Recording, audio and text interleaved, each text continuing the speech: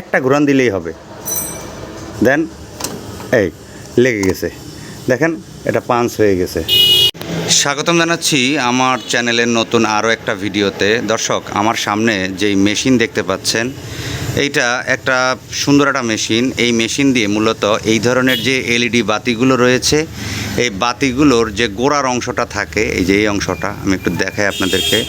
এই যে গোড়ার যে অংশটা থাকে, এই গোড়ার অংশটাকে পাঞ্চ করে বডির সাথে এই সিলভার যেটা আছে এটাকে লাগানো হয়। মানে সোজা কথা, এটা একটা পাঞ্চ মেশিন।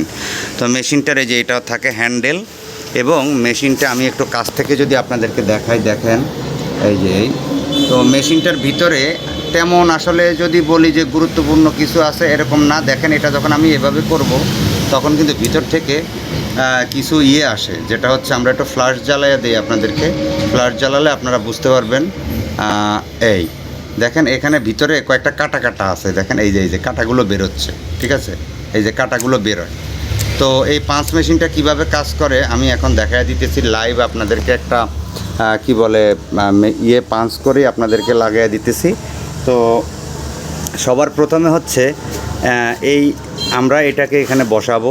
হ্যাঁ, একটু চাপ দেন, ভালো করে চাপ দিয়ে বসাইতে হবে। এই বসাইলাম, বসানোর পরে এটার ভিতরে এভাবে জিনিসটাকে দিয়ে দিতে হবে, ফুললি দিয়ে দিতে হবে চাপ দিয়ে। হ্যাঁ, এরপর এরকম ঘুরান দেন, একটা ঘুরান দিলেই হবে।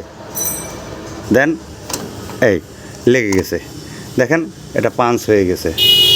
এটা এখন আর কিন্তু খুলবে না, এটা কিন্তু অলরেডি পাঞ্চ হয়ে গেছে, ঠিক আছে।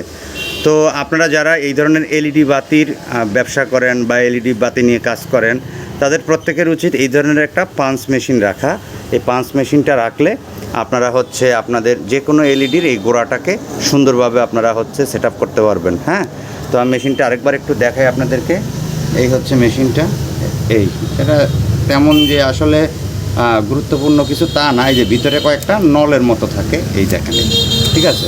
ওটা একবার ঘুরান দিলেই ভিতরে পাঞ্চ হয়ে এই এলইডির যে গোড়াটা থাকে, এই এলইডির গোড়াটা হচ্ছে লেগে যায়। একটু দেখ।